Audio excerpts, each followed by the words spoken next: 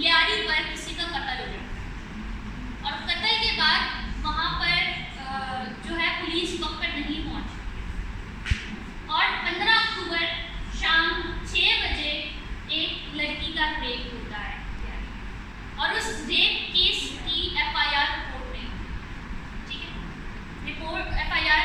Report नहीं करती, ठीक है। ये आपके पास फैक्ट्स आ गए, आपके पास ये केस स्टडीज आ गई, आपने ये केस स्टडीज को ली, एक जगह लिखना शुरू कर दिया। ये होते हैं दलील पे बात, जब आपको दलाइल पेश करने होते तो 14 अक्टूबर की शाम 7 बजे होने वाला वाक़या सुना है ना, स्पीचेस में इस तरह से देते हैं, तो ये होते हैं हमारे दलाइल, फैक्ट्स एंड फिगर्स के। यार ये वाक़या वाकई हुआ है, फिक्शनेशन मतलब कहानी नहीं बनाई जाती इसमें, ठीक है। अब आ जाते हैं डेक्लेमेशन और स्पीचेस का फर्क भाई आप बताएं, खड़े हो।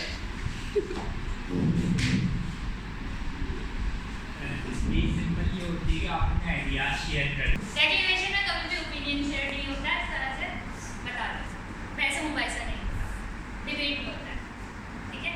डेक्लेमेशन में कहीं वैसे तो इंटरनेशनली रिकॉग्निशन नहीं है कि आप मंजरकशी करो, लेकिन कराची के अंदर और पाकिस्तान के अंदर जो जजेस हैं और जो जितना भी सिस्टम है वो डेक्लेमेशन को मंजरकशी पे कहते हैं, मंजर निगारी। डेक्लेमेशन कभी भी करोगे तो वहाँ पर आपको मंजर निगारी लाजमी करनी है। मंजर निगारी का किसी को पता है? यस, आजकल प्रेसिडेंट मुस्लिम चल रहा है, यूनिवर्सिटीज में जो एक मंजर में दिखा रहे हैं वो साइलेंट नोटिस कर रहे हैं, तो मंजर भी जो होगी वो उस हिसाब से। गुड, ये चीज़ आप अपनी आंखों से देख रहे हो और उसको ना कहानी की फॉर्म में बयान कर रहे हो। अब इसका डिफरेंट स्पीच और डेक्लेमेशन में बच्चे बहुत कंफ्यूज होते हैं, इससे छोटा सा छोटी सी डिफरेंशिएट ऐसे करूँगी। 12 रबीउल अव्वल की स्पीचेस सुनी है, वो स्पीचेस में आते हैं, ठीक है, वो स्पीचेस है। करबला का वाक़या सुना है? वो डेक्लेमेशन ऐसे चल रहा होता है जैसे हमारी आंखों के सामने पूरा मंजर चल रहा है, सुन रहे होते तो ऐसे लग रहा था हमारी आंखों के सामने पूरा मंजर चल रहा है, मंजर चल रहा था ना कि करबला में हुसैन इब्न अली, पूरा मंजर हमारे सामने चल रहा होता है कि वो तलवार चलती है, ऐसा होता है। ये डेक्लेमेशन क्लियर हो गया? इसमें आपने मंजर खुद से भी बना सकते, जरूरी नहीं कि आप करबला का वाक़या लो। कुछ लोग फ़लस्तीन का बनाते हैं क्योंकि फ़लस्तीन का जो मंजर है वो हमारे सामने देखा हुआ है, मीडिया में दिखा रहा है, उसके सबूत भी मौजूद हैं।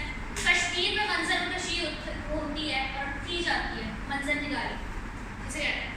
या फिर आप मंजर निगारी अपने माशरे में वो चीज़ें जो आप देख रहे हैं उसको भी देख के कर सकते हैं कि मैं आज घर से निकली, घर से निकलने के बाद मैंने देखा, मैंने 1 किलोमीटर का सफ़र तय किया, मतलब मैं वो काम कर भी रही हूँ और मैं उसको कहानी की फॉर्म में सामने वाले को बता भी रही हूँ कि 1 किलोमीटर का सफ़र तय किया और इस सफ़र के दौरान मैंने देखा वो नन्हे बच्चे जिनके हाथ में कलम होने थे वो सड़कों पर कशकोल लिए खिलौने बेचते, मंजर बनना शुरू हो गया।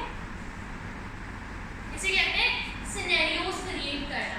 इसमें या तो आप रियलिस्टिक मंजर को भी पेश कर सकते हो, ठीक है, मतलब कोई ऐसी कहानी जो आपके साथ रियल में हुई, ठीक है, उसको भी लफ्ज़ों में कोट करके पेश कर सकते हो, या कोई ऐसी कहानी जो आपकी इमेजिनरी हो, खुद से बैठ के बनाओ, वो भी कर सकते हैं, लेकिन उस कहानी को बनाने के पीछे कोई एक कहानी रखना जो रियल में हुई, ठीक है।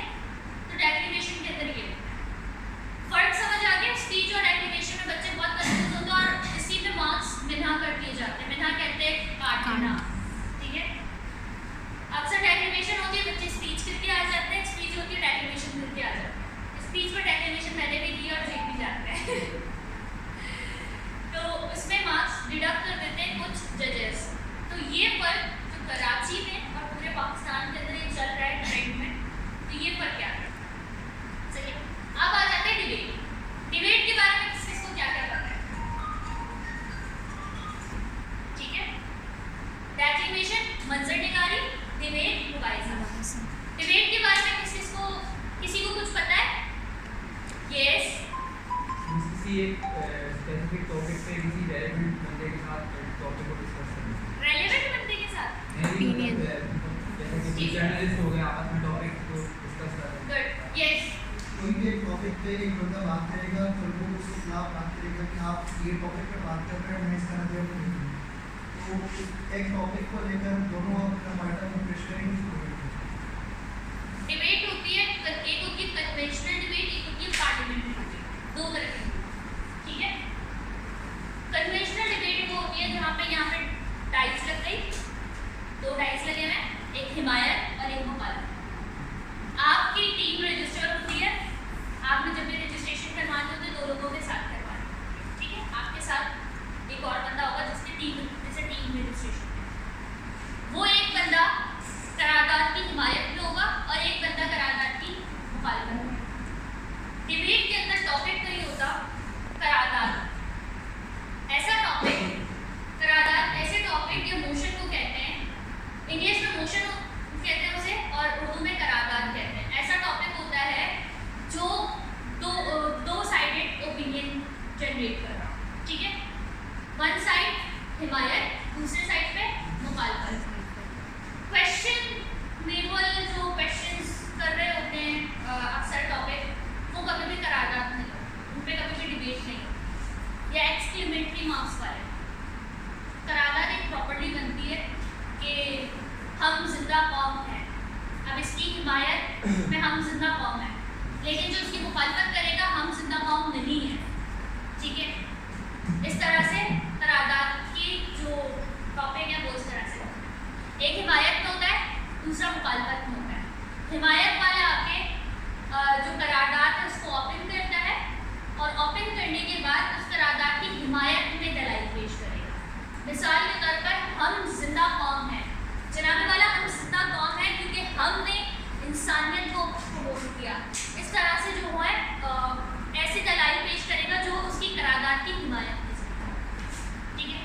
जो मुखालिफत वाला होगा उसके ऊपर सबसे बड़ी जिम्मेदारी होती है कि उसने सामने वाले की दलाइल भी रखी, ठीक है, और फिर अपने पॉइंट्स मुखालिफत में देना शुरू कर देगा कि हम जिंदा कौम नहीं हैं। अगर हम जिंदा कौम होते तो आज पाकिस्तान के अंदर इस तरह से जो ये मैटर है उनको डिफाइन करना शुरू कर देगा। अब डिबेट के अंदर कुछ क्राइटेरिया ऐसा होता है,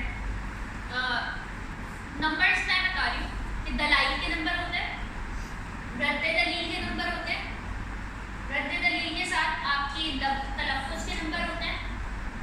लिख लो 50 नंबर डिवाइड कर दिए, दलाइल, रद्द दलाइल और तलफ़्फ़ुज़ और आपके कंटेंट के नंबर, ठीक है, क्लियर है। दलाइल किसे कहते हैं?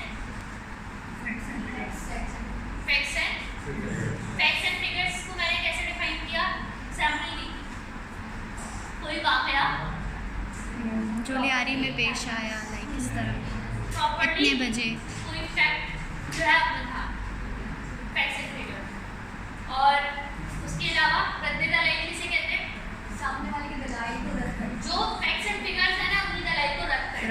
अगर ये वाकया हुआ था तो इस वाकये के पेश नज़र ये वाकया भी हुआ था और इस वाकये के तौर पर इस तरह से दलाइल को रद्द किया जाए, ठीक है। ये समझ आ गई?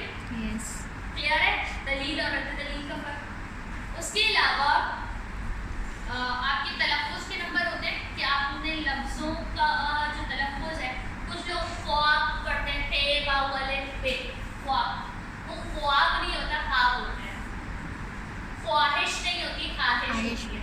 तो ये होते हैं तलफ़्फ़ुज़ के इस तरह से नंबर होते हैं, लेकिन